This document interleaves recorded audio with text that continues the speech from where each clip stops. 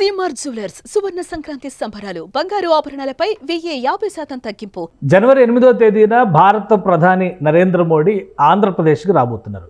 ఈ సందర్భంగా అనేక కార్యక్రమాలు నిర్వహిస్తున్నారు. ప్రధానంగా గ్రీన్ హైడ్రోజన్ హబ్కి శంకుస్థాపనతో పాటు రైల్వే జోన్ భవనాలకి, సౌత్ కోస్ట్ రైల్వే జోన్ భవనాలకి ప్రధానమంత్రి శంకుస్థాపన చేయబోతున్నారు. దానికి సంబంధించినటువంటి భూమి పూజ కార్యక్రమాల్ని వర్చువల్గా ప్రారంభించబోతున్నారు. ఈ నేపథ్యంలో సౌత్ కోస్ట్ రైల్వే జోన్ ఎలా ఉండబోతుంది, ఏ అంశాలు ఇందులో మేళవిస్తున్నారు, అలానే అసలు జోనల్ హెడ్ క్వార్టర్స్ బిల్డింగ్ ఏ విధంగా ఉంటుంది, ఒకసారి తెలుసుకునేటువంటి ప్రయత్నం చేద్దాం. గతంలోనే ఆంధ్రప్రదేశ్ ప్రభుత్వం దీనికి సంబంధించినటువంటి డిజైన్స్ని అప్రూవ్ చేసింది. అలానే railway board central government approval చేసిన తర్వాత ఈ డిజైన్స్ని షేర్ చేసింది. ఒకసారి మనం ఆ నమూనాలు చూద్దాం. అలానే రైల్వే జోన్కి సంబంధించినటువంటి అంశాలు కూడా, అంటే ముందుగా ఈ రైల్వే జోన్లో ఎటువంటి అంశాల మేళవింపుగా ఉండబోతుంది ఈ రైల్వే జోన్ అనేటువంటి విషయానికి సంబంధించి దాదాపు 4 సంవత్సరాల నుంచి ఒక చర్చ జరుగుతూ ఉన్నటువంటి పరిస్థితి. సౌత్ కోస్ట్ రైల్వే జోన్ పేరుతో విశాఖ కేంద్రంగా ఈ కొత్త జోన్ ఏర్పడబోతుంది. దానికి సంబంధించినటువంటి లోగో ఇప్పుడు ఇలా ఉండొచ్చు అనేటువంటి, ఎందుకంటే సౌత్ సెంట్రల్ రైల్వేకి చూసినటువంటి లోగో కానీ, ఇండియన్ రైల్వేకి చూసినటువంటి లోగో కానీ ఏదైనా జోనల్ నేమ్ని ఇక్కడ చూపిస్తూ ఉండేటువంటి సంప్రదాయం ఉంటుంది. ఇదే తరహాలో జోనల్ నేమ్తో పాటు విశాఖపట్నం పేరుని, లొకేషన్ని డిసైడ్ చేస్తూ ఒక లోగో ఉంటుందనేటువంటి అభిప్రాయం ఉంది. So south coast railway zone అఫీషియల్గా ఏర్పడినట్టుగానే మనం భావించాల్సి ఉంటుంది. ఎందుకంటే ఇది 2020-21లోనే దీనికి సంబంధించినటువంటి అంచనాల్ని రైల్వే శాఖ, కేంద్రంలో ఉన్నటువంటి రైల్వే శాఖ డిజైన్ చేసింది. ఆ క్రమంలోనే కొత్త భవనం ఏర్పాటు అవుతుంది, భూమి పూజ చేస్తారు అని 3.5 సంవత్సరాల క్రితమే అనుకున్నారు. అయితే అప్పటి ప్రభుత్వం భూముల కేటాయింపు విషయంలో పెద్దగా ఆసక్తి చూపించకపోవడం అనేది సమస్యలకు కారణమైంది. ఒకసారి చూద్దాం రైల్వే నైసర్గిక స్వరూపం ఏ విధంగా ఉండబోతుంది. South coast railway zone, Visakhapatnam కేంద్రంగా ఏర్పడబోయేటువంటి రైల్వే జోన్కి సంబంధించినటువంటి నమూనా మ్యాప్ ఇది. మొత్తం రూట్ ట్రాకింగ్ని చూపించేటువంటి మ్యాపు. ఆంధ్రప్రదేశ్ పరిధిలో ఉన్నటువంటి రైల్వే లైన్స్ మొత్తం దాదాపుగా దీని పరిధిలోకి వచ్చేటువంటి అవకాశం ఉంది. ఈ విధంగా డిజైన్ చేశారు.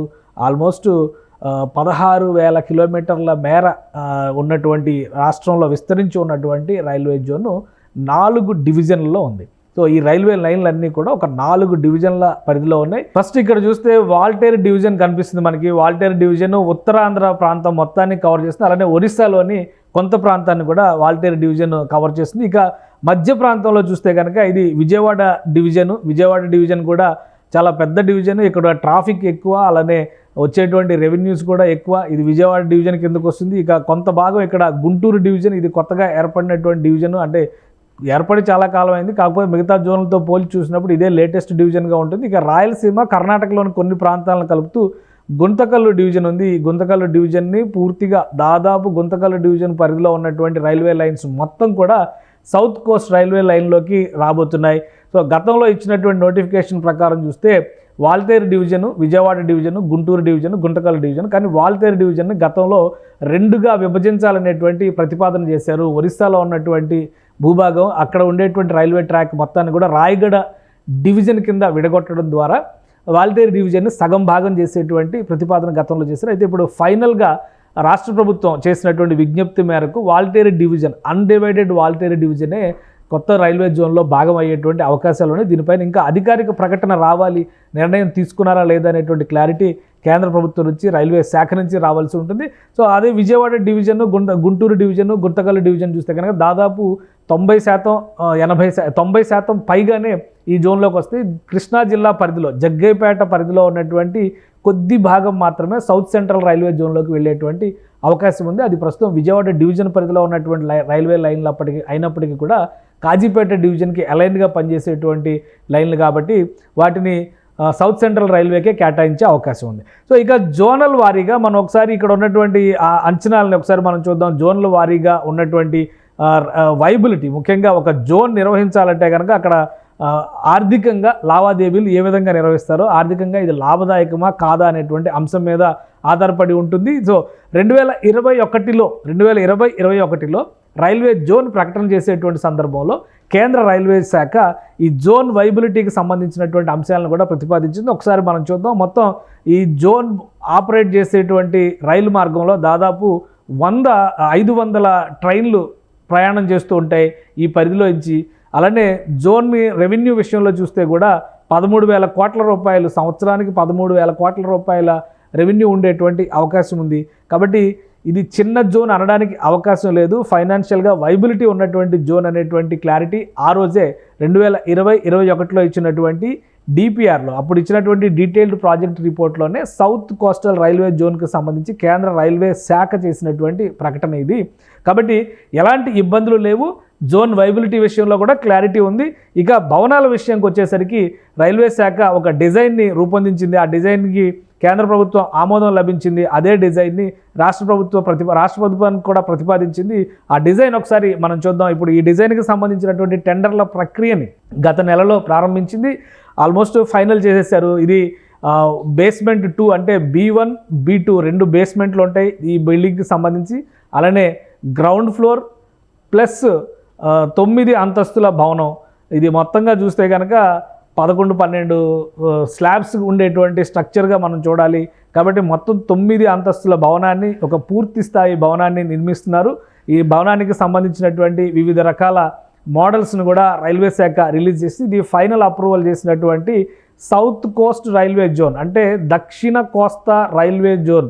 దీన్ని మనం చెప్పాల్సింది తీర ప్రాంతంలో ఉంటుంది కాబట్టి దక్షిణ కోస్తా రైల్వే జోన్ కింద దీన్ని నోటిఫై చేశారు. ఈ జోన్కి సంబంధించినటువంటి హెడ్ క్వార్టర్స్ విశాఖపట్నంలో ఏర్పడబోయేటువంటి హెడ్ క్వార్టర్స్ బిల్డింగ్ ఇది. 3-4 నమూనాలని రిలీజ్ చేశారు. ఇది ఫ్రంట్ వ్యూ పరంగా చూస్తే కనుక ఈ నమూనా ఈ విధంగా ఉంటుంది. ఇక్కడ ఒక పెద్ద వ్యవస్థ ఉంటుంది. జోన్కి జోనల్ మేనేజర్ని అపాయింట్ చేస్తారు, జిఎంని అపాయింట్ చేస్తారు. సో ఈ జోన్ జనరల్ మేనేజర్ని అపాయింట్మెంట్ జరుగుతుంది. దాని కింద డివిజన్స్కి సంబంధించినటువంటి విభాగాలు పనిచేస్తాయి.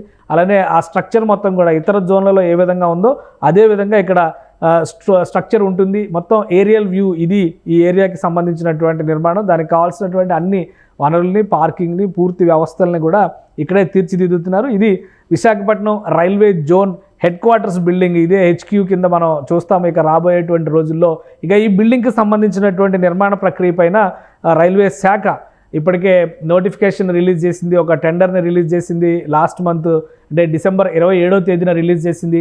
దీనికి సంబంధించినటువంటి టెండర్ ఫైనలైజేషన్, బిడ్డింగ్ స్టార్ట్ అయ్యేటువంటి డేట్ అవన్నీ కూడా క్లారిటీ ఇచ్చేసింది. కాబట్టి క్లోజింగ్ డేట్ 27తో పూర్తి అయిపోయింది. ఇక రిజల్ట్ అనౌన్స్ చేయాలంటే డిసెంబర్ 27కి దీనికి సంబంధించినటువంటి క్లోజింగ్ డేట్ని అనౌన్స్ చేసింది. బిడ్డింగ్ అంతా కూడా 13వ తేదీ నుంచి ఓపెన్ అయింది. ఎందుకంటే 13వ తేదీ తర్వాత ఎవరెవరు ఇందులో పోటీ చేశారో, ఈ బిడ్డింగ్ వేశారో వీళ్ళకి సంబంధించినటువంటి వివరాలు అంటే కేవలం ఈ బిల్డింగ్ నిర్మాణానికి సంబంధించి ఇది క్యాపిటల్ ఎక్స్పెండిచర్ కింద కన్సిడర్ చేసేటువంటి బిల్డింగ్ నిర్మాణం. డిసెంబర్ 27తో కనుక ఈ బిడ్డింగ్ సిస్టమ్ అంతా కూడా క్లోజ్ అయిపోతే వెండర్ని ఫైనల్ చేసేసేటువంటి ప్రాసెస్లో అధికారులు, రైల్వే శాఖ అధికారులు నిమగ్నమై ఉన్నారు. దీనికి సంబంధించి ప్రధానంగా ఇక్కడ మనం చూడాల్సింది ఏంటంటే ఈ టెండర్స్ కింద దీన్ని కాల్ఫర్ చేశారు. మొత్తం బిల్డింగ్ ఇన్ఫ్రాస్ట్రక్చర్ డెవలప్మెంట్ అంతా కూడా బాధ్యత ఒక వెండర్ని సెలెక్ట్ చేసిన తర్వాత పాకెట్ సిస్టమ్ కింద దీన్ని పనులు అప్పగిస్తున్నారు. అయితే దీనికి 24 నెలల టెన్యూర్ని డిసైడ్ చేశారు. 24 నెలలు అంటే దాదాపు 2 సంవత్సరాల కాలపరిమితి ఉంటుంది. ఒక 6 నెలల గ్రేస్ పీరియడ్ అంటే కూడా 2.5 సంవత్సరాలు అనుకోవాల్సి వస్తుంది. అయితే వీలైనంత వరకు ఆంధ్రప్రదేశ్లో ప్రతి పనిని టైం లైన్లో పూర్తి చేయాలని భావిస్తున్నారు. కాబట్టి 2027లో మళ్ళీ ఈ head quarters building, railway zone head quarters building ప్రారంభోత్సవానికి సిద్ధమయ్యేటువంటి అవకాశం ఉంటుంది. టోటల్గా ఇన్ఫ్రాస్ట్రక్చర్ డెవలప్మెంట్కి సంబంధించినటువంటి అంశాలన్నింటినీ కూడా ప్యాకేజీల రూపంలో విభజించడం ద్వారా వివిధ పథకాలకు వివిధ వెండర్స్ని డిసైడ్ చేస్తారు. డిసైడ్ చేసిన తర్వాత ఇది మొత్తం చూస్తే ఇక్కడ B2, B1, G+9 ఫ్లోర్స్, దానికి అండ్ అదర్ అసోసియేటెడ్ వర్క్స్, ఇది కూడా విశాఖపట్నం రైల్వే జోన్కి సంబంధించినటువంటి అదర్ అసోసియేటెడ్ వర్క్స్ని కూడా ఇందులో కోట్ చేశారు. సో ఇది మొత్తంగా పరిస్థితి. ఆంధ్రప్రదేశ్లో ఏర్పడబోతున్నటువంటి నూతన రైల్వే జోన్ ముఖ చిత్రం, రైల్వే జోన్ హెడ్ క్వార్టర్స్ ఇది. ప్రధానమంత్రి వచ్చి ఈ హెడ్ క్వార్టర్స్ నిర్మాణానికి సంబంధించినటువంటి భూమి పూజ, శంకుస్థాపన కార్యక్రమాల్ని వర్చువల్గా ప్రారంభిస్తారు. ఎందుకంటే ఆయన విశాఖపట్నం వస్తున్నారు జనవరి 8వ తేదీన. అలానే జనవరి 8వ తేదీన ఆంధ్ర యూనివర్సిటీ గ్రౌండ్లో జరిగేటువంటి బహిరంగ సభలో కూడా ఆయన ప్రసంగిస్తారు. అక్కడి నుంచే వర్చువల్గా ఈ పనులన్నింటినీ కూడా ప్రారంభిస్తారు. అంటే ఫిజికల్గా అక్కడికి వెళ్ళి పని చేయరు, కానీ ప్రారంభోత్సవాలు మొత్తం కూడా వర్చువల్గా జరుగుతాయి. ఇది రైల్వే శాఖ విషయంలో, నిర్వహణ విషయంలో కేంద్ర ప్రభుత్వం ప్రత్యేకమైనటువంటి ప్రాధాన్యం ఆంధ్రప్రదేశ్కి ఇస్తుంది. ఇప్పుడు చూస్తే కనుక ఆంధ్రప్రదేశ్లో 9,151 కోట్ల రూపాయల పనులు ప్రస్తుతం ఆంధ్రప్రదేశ్ పరిధిలో రైల్వే శాఖకు సంబంధించినటువంటి పనులు జరుగుతున్నాయి. 73 రైల్వే స్టేషన్ని Amrit Bharat railway station scheme కింద డెవలప్ చేస్తున్నారు. అలానే 74,000 కోట్ల రూపాయల విలువైనటువంటి పనులు వివిధ దశల్లో ఆంధ్రప్రదేశ్లో ఉన్నాయి. గతంలో రైల్వే జోన్ అంశం ఒక్కటే బాగా ఇబ్బందికరమైనటువంటి అంశంగా మారింది. ల్యాండ్ ఇష్యూని రాష్ట్ర ప్రభుత్వం కూటమి ప్రభుత్వం ఏర్పడిన తర్వాత సార్ట్అవుట్ చేసిన వెంటనే ల్యాండ్ అలాట్మెంట్ విషయంలో కేంద్రం కూడా సానుకూలత వ్యక్తం చేసింది. ఆ ల్యాండ్ పరిశీలించిన తర్వాత రైల్వే శాఖ జోనల్ కార్యాలయ నిర్మాణాలకు సంబంధించి ఒక గ్రీన్ సిగ్నల్ ఇచ్చింది. వెంటనే ఆ ఫైనల్ అప్రూవల్స్, డిజైన్స్ ఇవన్నీ కూడా చకచకా జరిగిపోయాయి. 6 నెలల్లో మొత్తానికి శంకుస్థాపన కార్యక్రమానికి వస్తుంది. 2 ఏళ్లలో ఈ సాకారం కాబోతుంది రైల్వే జోన్ అంశం. విశాఖ కేంద్రంగా రైల్వే జోన్ అంశం వైబిలిటీ విషయంలో, ఫైనాన్షియల్ అంశాల విషయంలో, ట్రాక్ విషయంలో వీటన్నిటిలో కూడా ఒక క్లారిటీ వచ్చింది. అయితే రైల్వే జోన్కి సంబంధించినటువంటి అఫీషియల్ ఎగ్జిస్టెన్స్కి సంబంధించి ఎప్పుడు రైల్వే శాఖ నోటిఫై చేస్తుందనేది ఇప్పుడు అందరిలోనూ ఆసక్తి రేకెత్తిస్తోంది. ప్రధానమంత్రి విశాఖ పర్యటనకి వచ్చేటువంటి సందర్భంలో రైల్వే జోన్తో పాటు మరికొన్ని కార్యక్రమాలకి భూమి పూజలు, శంకుస్థాపనలు, అలానే నేషనల్ హైవేస్కి సంబంధించిన ప్రాజెక్టులని జాతికి అంకితం చేయబోతున్నారు.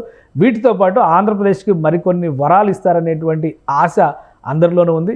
ఎలా జరుగుతుందనేది చూడాలి. అన్నిటికీ మించి విభజన చట్టం ప్రకారం 10 ఏళ్లుగా ఎదురు చూస్తున్నటువంటి రైల్వే జోన్ అంశం ఒక కొలిక్కి వచ్చింది. పూర్తి స్థాయిలో రైల్వే జోన్ ఏర్పాటు కావడానికి, రైల్వే జోనల్ కార్యాలయాలు ఏర్పాటు కావడానికి మార్గం సుగమమైంది. ఇది ఉత్తరాంధ్ర వాసులకే కాదు, ఆంధ్రప్రదేశ్ మొత్తానికి కూడా శుభవార్తగా చూడాలి. నూతన డిజైన్లను చూసిన తర్వాత అందరిలోనూ ఆసక్తి ఉంది. ఎప్పుడు ఇవి సాకారం అవుతాయి, ఎప్పుడు ఎగ్జిస్టెన్స్లోకి వస్తాయనేటువంటి ఆశ అందరిలోనూ కనిపిస్తుంది. ఎందుకంటే జోన్ ఏర్పాటు నోటిఫికేషన్ వచ్చిన తర్వాత ఎంప్లాయ్మెంట్ షిఫ్టింగ్ జరుగుతుంది. అవసరాలను బట్టి రిక్రూట్మెంట్లు కూడా జరుగుతాయి. విశాఖ కేంద్రంగా, సికింద్రాబాద్ కేంద్రంగా ఎట్లయితే సౌత్ సెంట్రల్ రైల్వే జోన్ పనిచేస్తుందో, విశాఖ కేంద్రంగా సౌత్ కోస్టల్ రైల్వే జోన్ పనిచేయబోతుంది. అతి త్వరలోనే దీనికి సంబంధించినటువంటి అఫీషియల్ ప్రకటన రాబోతుంది. నూతన కార్యాలయ భవన నమూనాలు చూసిన తర్వాత అందరిలోనూ ఆశలు, ఆసక్తి పెరిగిందనే చెప్పాల్సి ఉంటుంది. సుమన్ టీవీలో మీ పర్సనల్ అండ్ బిజినెస్ ప్రమోషన్స్ కోసం కింది నెంబర్కి కాంటాక్ట్ చేయండి.